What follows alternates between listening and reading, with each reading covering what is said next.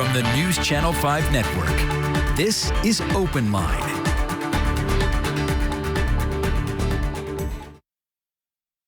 Hello, everyone. Welcome to Open Line. Glad you are with us tonight. It's Wednesday, March 10th. So we're into March 10th, Wednesday night. We are talking about gun legislation that is before the Tennessee General Assembly.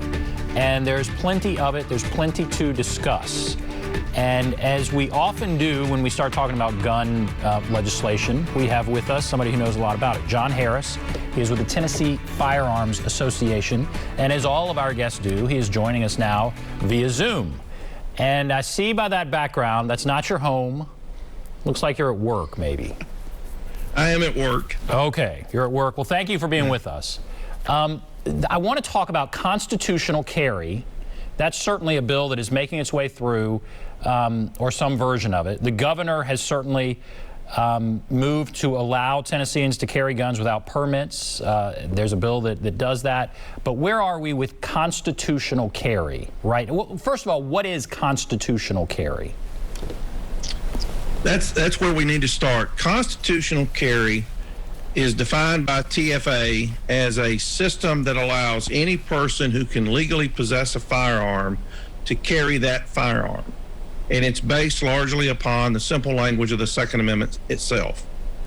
There are subclasses of constitutional carry that may be permitless open carry or permitless concealed carry or permitless vehicle transport. But constitutional carry stands for the principle of anyone who's a legal possessor can carry that firearm without the requirement of a state background check, a state training requirement, or paying the state a fee to get a permit. Do you need any training to carry a gun under constitutional carry? No. That's there's actually 3 bills running, and none of the 3 require any training. So does that mean, what does that mean then? I could walk into a store and just buy a gun and then just go home. There's no background check, no waiting period, no permit, no training. Is that what that means? No, if you buy the gun, there is a federally required background check. This assumes you've already legally possessed the gun. You've gone through the background check when you bought it, and assuming you bought it from a dealer. And then once you are the possessor of it, once it's yours, you can carry it without having to ask permission of the state. And it's the trend. It's clearly the trend. 18 states already have that. 30 states have a subset of it that's permitless open carry. Tennessee, frankly, is behind the ball on this issue. This bill is moving through the legislature, even though some law enforcement leaders are opposed to it. Governor Haslam was opposed to it. The last governor was opposed to it. But now you have Governor Bill Lee, who is supportive of it. Is that right? Well, Lee is supportive of his bill, which is the least desirable of the 3 if your goal is real constitutional carry. And 2 of the 3 bills, actually, the governor's bill and one other, House Bill 18 by Griffey, came out of the House Criminal Justice Subcommittee about an hour ago, headed to Finance. So there's multiple bills moving simultaneously, and it's going to be up to the entire General Assembly, we think, on the floor to debate which version they want. So you want something that would expand gun rights even beyond what Governor Bill Lee is proposing. Is that correct?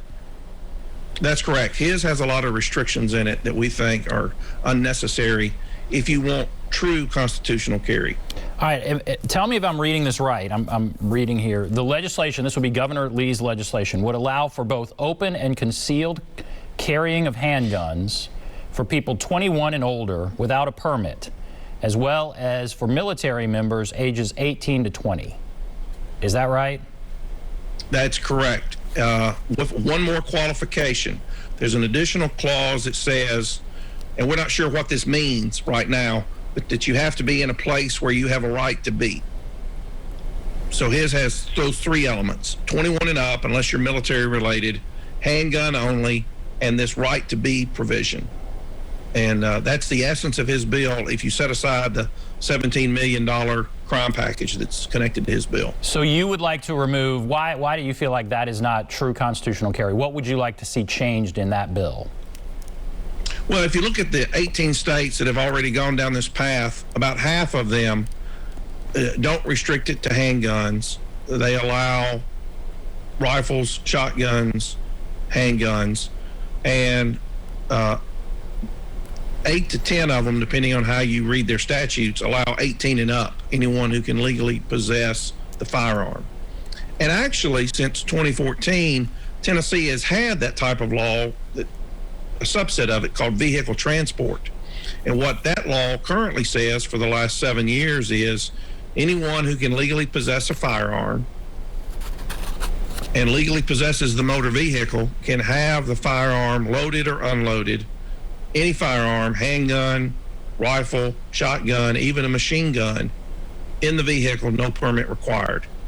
So Lee's bill is a subset of what true constitutional carry would be, and that's been acknowledged. Senate Judiciary Chairman Mike Bell made that comment when it was up on March the 2nd. Senator Kerry Roberts noted that it wasn't true constitutional carry. It's just an incremental step.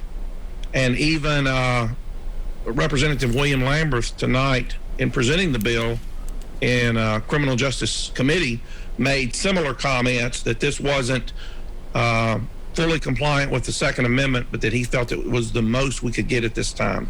Now, of course, law enforcement is concerned by this. Law enforcement has said, and prosecutors, they're opposed to the legislation, saying it would make communities less safe and increase safety risks for police officers. And what you're saying is you don't think Governor Lee's bill goes far enough. You would like it to be, I guess, 18 and up. Right now it's 21 and up, unless you're in the military. And you don't like that it's just handguns. You would like for it to be shotguns, rifles, and did you say automatic, like machine guns? Is that what you said? Well, our position is any firearm. Any firearm. So any firearm.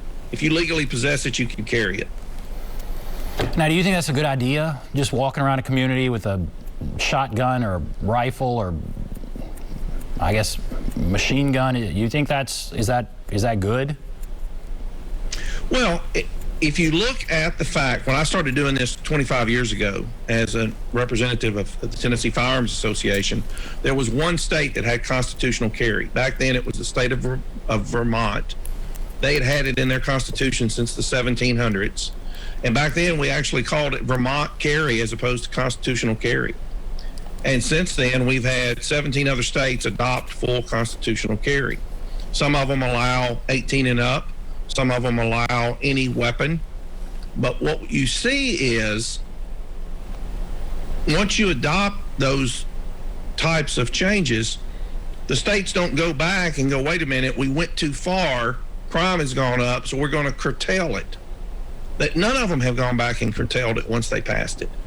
And you mentioned like law enforcement, for example. Yeah, they come out and they say, if we pass this law, we think things are going to get worse. But as Representative Jerry Sexton and actually Chairman Mike Bell both said in the committee hearings, law enforcement has said the same thing about every gun bill for the last quarter century. They oppose all of them. And it's falling on deaf ears. And that's why I think the legislature is largely disregarding the objections from law enforcement and district attorneys, because they've heard the same complaints, the same prophecies for a quarter century, and none of them come true. I mean, I think they would be in a position to know if they're feeling safe in what they're doing.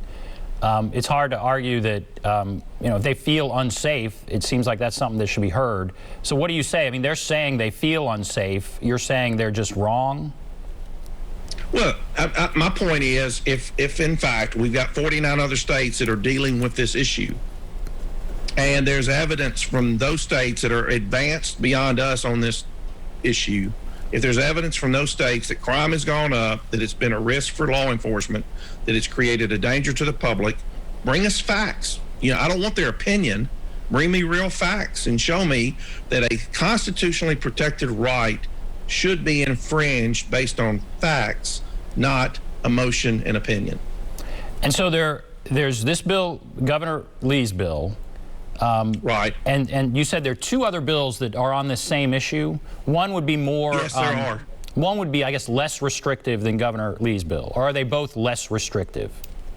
They're both substantially less restrictive. One is by Representative Chris Todd and Senator Janice Bowling. It's Senate Bill 1391 and House Bill 1388. And the other is by Representative Bruce Griffey and Senator Joy Hensley. And it's Senate Bill 318 and House Bill 18. What do you think will pass? I think we're going to have to see that shake out. What we anticipate happening, because of the way legislation impacts the budget, is that the governor's bill in some format is what's going to pass. The question is, and we're seeing a lot of push towards this in the committee hearings, is to what extent can the governor's bill be fixed now, because it is defective if you want it to be constitutional carry. Can it be fixed with language from the other two bills to cure that defect? To expand it. That would presumably mean Yes. Cure it would mean expand it beyond what he wanted. Yes, yeah, expand it beyond what he wanted. I mean, keep in mind, he's elected the governor, and the governor's an administrator. He's not a policymaker. The policymakers under our Constitution are the General Assembly. They get to make the law to establish public policy, and it's his job to just implement it. So how likely do you think it is that one of those bills that's likely would pass it's a Republican supermajority? Yes. You know this better than I do, but what do you think? I mean, do you think that's right? One of these bills is probably going to pass. Yeah, absolutely. I think one of them is, unless we have another COVID and they shut down, one of them is highly likely to pass. It's probably going to be the governor's bill. And the real question is the governor going to get behind to support an effort to make his bill real constitutional carry, or is he content to have the legislators that are looking at it describe it as an incremental step falling short of what he's labeled it to be? But it's a massive step. I mean, it's almost like you're saying it's just a small step. But now a permit is required. And with this, if it passes, people 21 and up, and 18 to 20 if you're in the military, would no longer need a permit. So that's a big step. Well, yeah, it's not a huge step as a practical matter, because in 2014 they've passed a law already to let all of those people drive around with the weapons in their vehicles. What this does effectively is just let them get out of the vehicle and stand on the street or stand on the sidewalk or maybe go into a business. It's a minor progression on a path that we've been on for 2 decades. Okay. All right. Are there other bills? We'll start taking calls here, and I'm sure, obviously, you represent one side of this. There's other sides. We've had the other side on without you. That's what we do, because we don't like people yelling at each other. We like to just hear everybody's side. But what other bills are you kind of watching here? There's a number of other bills. There's a bill by House Member Reedy that grew out of the riots and the burning of the courthouse in Nashville, and it would have changed the standards for the use of deadly force to allow property owners and businesses to use or at least brandish a weapon to discourage looters and rioters. There's legislation to change the standards for civil immunity if you're called upon to use deadly force to defend yourself, to minimize the chances that you be sued in a civil court. There are bills that do a lot of other relatively minor things in the big scheme, because this is the focus, constitutional carry, but it's stuff that, creates a sales tax exemption on safes. There's a bill that would require firearm safety training at an age-appropriate level in all public schools. And we very much support that. So there's a lot of bills that are gyrating through the system. There's 53 of them that we're tracking. Some are good. Most of the good ones, they're only going to pass so many this year, so they may get deferred a year or two. We think there's going to be 3 to 5 major gun bills that actually get to the floor and get passed this year. It seems like year after year, gun rights are expanded. That's my point of view. Is that your point of view? Do you think year after year gun rights are expanded? Well, I would put it this way. Because of the Second Amendment, gun rights are pretty expansive to start with, and what we're doing is repealing the infringements. And so is there any bill that would, put more regulation or restriction on owning a gun? Is there any bill that has a chance of passing in this session? Not that it has a chance of passing. The ones that would impose restrictions like that are primarily from the Democrats, and as you said earlier, we've got a Republican supermajority. They're not going to let them have credit for anything. Okay, so that's kind of where things stand. I think we could take a call or two. Why don't we go to Ron here? Ron is on the line. Hello, Ron? Yes, sir. Yeah. I was in the military, and I've got guns, love guns, got a concealed carry permit. I kind of don't care much about as far as if you're going to carry a gun concealed, I think 18 to up. Well, let me scratch that. If you're in the military, you obviously should know how to carry a weapon. But I think that anybody other than that should maybe go through some kind of a training. And long story short, if I think when all these cities were burning down and if the business owners had a right to defend their property, their livelihood, I think a lot less business would have been burnt and destroyed. But I hate to see that. But that's my comment there. I just, I think, if you're going to have younger people, maybe if you ain't in the military, should go through some kind of a training. And that's my thoughts, sir. I appreciate it. Well, I appreciate your call. So there's Ron, and he's saying, again, now what you're talking about with Governor Lee is would allow for both open and concealed carrying of handguns for people 21 and older. You would like to see it 18, right? Is that where is the cutoff 18? 18-year-olds under state and federal law legally can purchase handguns in what's called a casual sale. So if you were 18, I could sell you a handgun, and it's perfectly legal in Tennessee and under federal law. An 18-year-old can't go to a licensed dealer. So yes, our position is if an 18-year-old can legally own a firearm, even a handgun, they should have the ability to carry it. And we've actually had that law for the last 7 years. So an 18-year-old who legally possesses a handgun can drive around with it all day long now with no permit required. Now, you heard the last caller say he wouldn't mind seeing somebody, it sounded like 18, 19, 20, have to go through some sort of training class. And that's coming from somebody who loves guns, supports guns. What do you say? Why not put him through some sort of training class? Well, I agree with him to some extent that people, and this is the attorney in me, anybody who's going to carry a weapon as a matter of personal responsibility ought to get trained on how to properly care for and carry the weapon. But that's a civil law issue in my mind and in my book.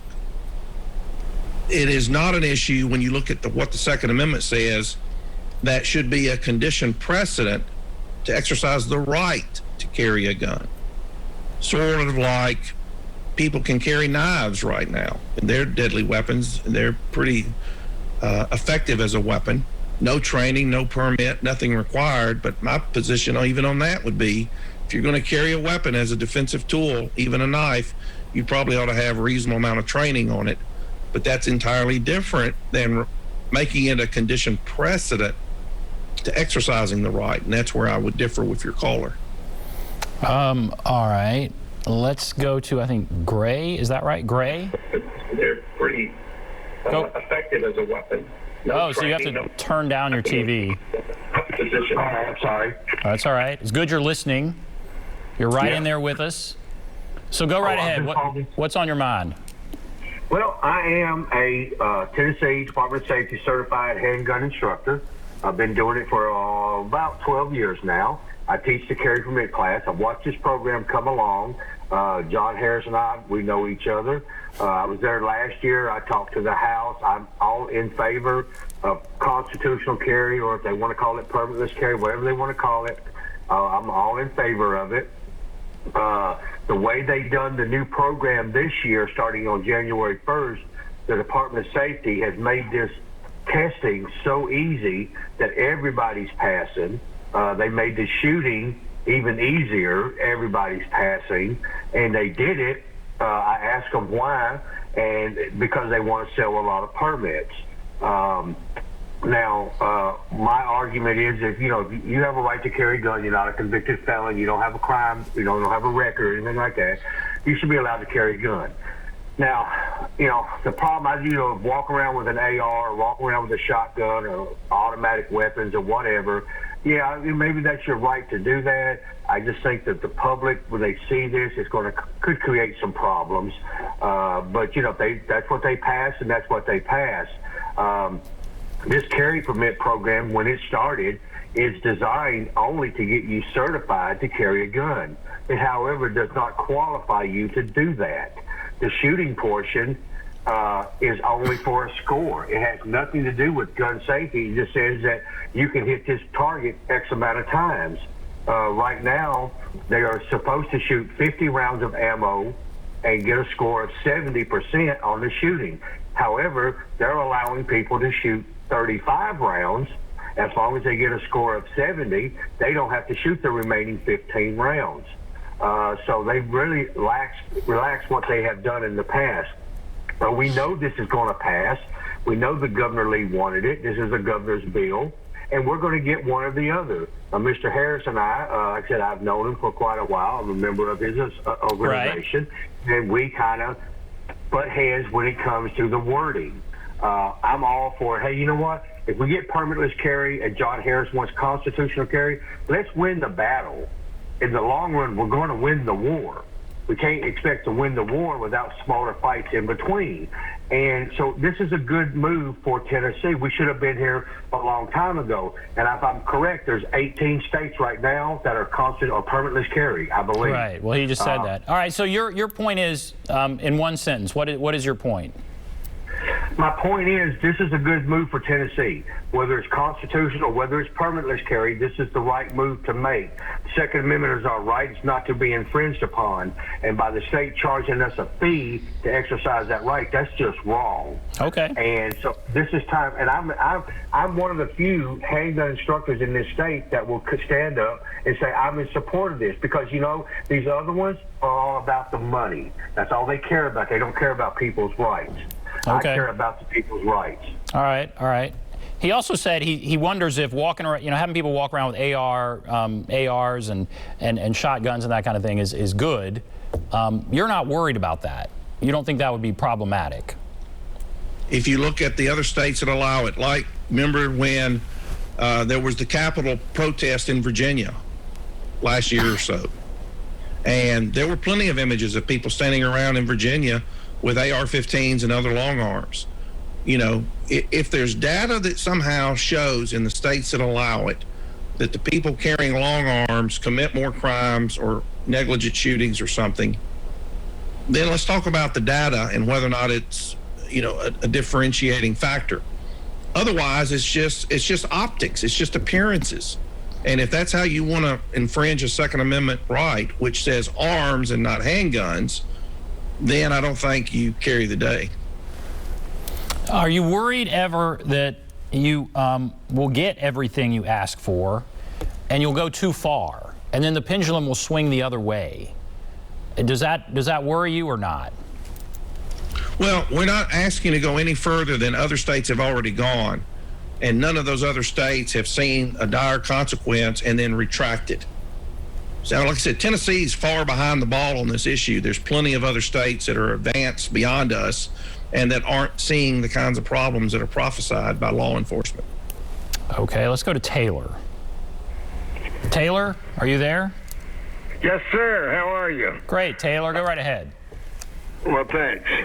I want to say I'm a Republican. I support the governor, but I oppose everything about this bill. We've got too many angry people riding around, driving around in this state. I don't care if 49 other states have already passed this. This is a bad law that's going to get a lot of innocent citizens killed on the interstates by accidentally cutting someone off, or it's so easy to irritate folks now. And with a law like this, we're going to see our already outrageous murder rates go much higher. For instance, in a recent Middle Tennessee case, a younger fellow that worked at an auto parts store sees a man walking across the parking lot carrying a shotgun, and before he entered the store, this employee took a pistol from out from under the counter and shot and killed this guy. Well, based on this new law, he had a right to carry his shotgun into the auto parts store. Well, he was an innocent guy, but he wouldn't have been an innocent guy most likely once he walked through that door. So there's just too much, right, okay. Especially in the 15 to 25-year-olds, I could just see how many guns will start being carried, fired, or at least pointed, scaring someone, and this is outrageous. So that's my point. Taylor, thank you. All right, so I'll just let you comment. You heard all of what Taylor said. What do you have to say there? Well, it goes back to what we talked about earlier with law enforcement. Even law enforcement acknowledges in the testimony that we've heard this year that the permitting system, and they were opposed to it back in the 90s, has been a fabulous success. Okay? And I had this very same conversation last night with a couple of officers from Metro Police Department in a private setting. And I asked one of them who had sort of given me the same opinion that we just heard. I said, have you ever arrested somebody who said, I was going to rob the bank 2 weeks ago, and if I'd have done that, I'd probably gotten away with it. But instead, I waited till my handgun permit came, and then I went and robbed the bank. You know, the criminals aren't concerned about whether we have permits or don't have permits. The permitting system isn't going to stop any of them. And so all this does, and Senator Roberts made this very observation in the Senate testimony on March the 2nd, is all the permitting system has done is shackle and restrain the rights of law-abiding citizens to defend themselves, because the criminal element is going to have guns and whatever kind of guns they want. They don't care what laws we have. And then to speak to the other point I think he was making about the open, non-concealed carrying of handguns, and he was pointing to larger rifles and that kind of thing, right, which is not in this bill, but it's what you would like to see. He thinks in our current environment, where people are on edge, in our current environment, that just leads to bad things. You know, what's the point of that? Why do we need people walking around carrying AR-15s and rifles? Why do we need that? Aren't you just asking for trouble? Yeah. It's not a need issue. You got to start from the premise that the Supreme Court has said that this is a fundamental individual right. And the question becomes, to what extent, given that it's a constitutionally protected right, does government have the authority or the need to regulate it? And that's the way the question's got to be presented. And then you look at data. And when you look at the data and the fact that other states already allow the long arms, whether 18 and up or 21 and up, and there's not a higher incident of crime or negligent shooting or anything else, none of this prophesying about what might go wrong, then there's nothing to support. I mean, I appreciate its concern, but it's an unfounded hypothesis that allowing people to carry openly long arms, handguns, whatever, is going to result in higher crime from the people that are doing it. And the point is, the criminal element don't care. They're doing it already. It's not like there's suddenly the criminal element is going to accelerate their access to guns. All right, we have to take a break. So there you go. A few calls here, a few lines open. If you want to call in, 615-737-PLUS, 615-737-7587. Take a break. Be back right after this.